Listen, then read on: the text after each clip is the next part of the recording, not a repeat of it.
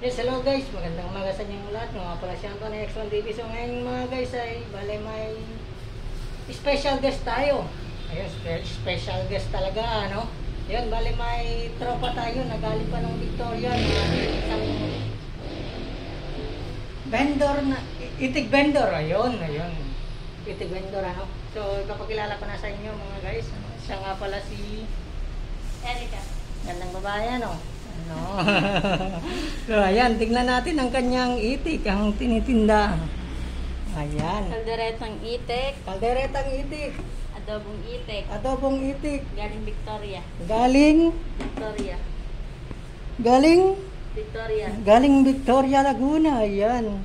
Siya nga pala si Erica. Gandang babae. Ano? Gandang babae. Ayan. Yan ang model namin dito sa shop, guys. Yan ang gawin kong model. Ayan. Pwede na bang model? Ayan. Pwede na bang model? Ayan. Ayan. Ito ay adobo. 60 pesos. Kaldereta.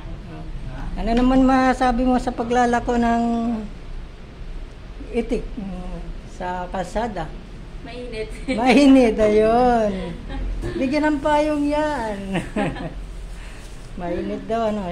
So, ayun mga guys, bale, siya nga pala ay itik vendor ng Victoria, Laguna. Ayan, ang napakasipag.